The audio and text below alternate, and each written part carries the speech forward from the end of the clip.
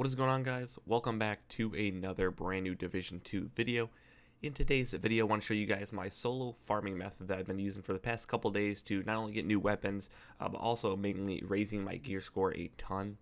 Now, the main reason why I'm making this video and sharing this with you guys is because the route and the method that I use, since it's in the underground open world, pretty much means that you don't have to really kill any enemies, specifically for people that are playing solo and don't really like going into the dark zone or don't like solo queuing for missions. And this method makes it super easy. You might have to kill a couple of main bosses and a couple of veteran enemies once in a great while when you're in the underground, or maybe a couple enemies might chase you into the underground, but for the most part, you don't really have to kill any enemies, to be completely honest with you guys.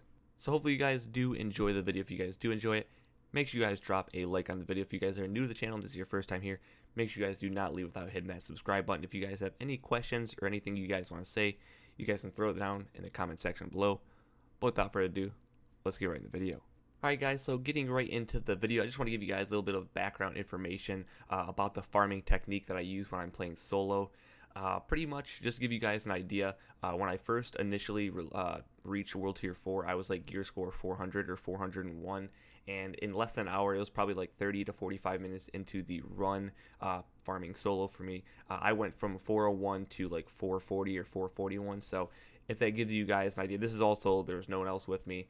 I went from 400 to 440 in less than an hour, and that was just from finding random gear from crates that you guys are seeing in the gameplay right now, or just accidentally sort of finding bosses that you don't really find all that much in the underground, and just finding all types of gear and weapon caches and stuff like that from the underground caches that you have to like shoot off the lock off a door and then open it, and all sorts of things. Just keep in mind though, guys, like these boxes that you guys see me loot in the gameplay in the background, sometimes they're kind of hard to find in a way, like they're like hidden in a corner, or like you have to walk underneath a staircase and find it. But for the most part, if you're just looking decently and you're not blind, then you should pretty much find most of the boxes. I'm not exactly sure how fast the boxes respawn. I'm not sure if it's once a day or if it's like every 12 hours. I'm not 100% sure. I just usually do this before I go to work or after I get off of work, just once a day. Alright guys, so quickly I just want to show you guys the route that I take when I do farm in the underground entrances. Also, if you guys don't know what the entrance looks like, it literally says underground entrance. It's just like mustard color, I guess, or yellow colored downward arrow that is in the middle of the circle, so just so you guys didn't know what they look like. But pretty much I start from this lower half of the map, and then go all the way around this dark zone, go all the way to the bottom of the map to the southwest section, and then when I make my way up to the top right, I just go from right to left and complete all of it, and then just go from there. It usually takes me like around an hour to do everything. If I have someone else, it usually speeds it up because they sort of just fast travel ahead of me, and then we slowly get through the map. But quickly, I just want to throw this out there. If you guys have like everything complete, you have like all the control points, all the side missions, all the main missions, like all of these propaganda broadcasts, anything that you can fast travel to in terms of, if you have it unlocked and you're able to fast travel to it, it will speed this process in terms of farming the entire map like so much. You could probably, get off maybe 15 or 20 minutes off of your run.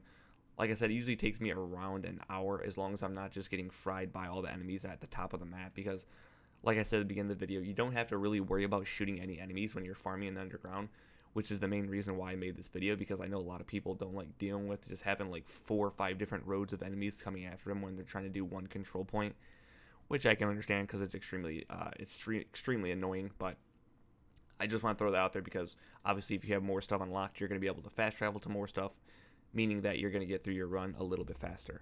Also guys, if you guys are not only looking for Hyena keys, or if you're not looking to raise your gear score or just get gear in general, the underground entrances are a super good way, like a for real super good way to get a ton of titanium, especially if you're working on upgrading your crafting station. Pretty much all the way up until World Tier 3, you need like I think 90 or 80 titanium in order to upgrade your crafting station, which is kind of annoying to get. And it's really annoying if you're solo and you don't want to do all of the Black Tusk missions, or you don't want to go into specific parts of the open world and kill bosses and kill enemies. And the underground is a super easy way to get a ton of titanium. There's tons of titanium bags that give you 5 titanium pretty much every single time that you open one of them. And just in general, it's a super good way to get a ton of crafting materials for whatever it is that you might need. Overall, with this farming method that I've been using, I've actually been pretty happy with it for the most part. It's helped me upgrade my crafting station to World Tier 4, which is the highest that you can get right now.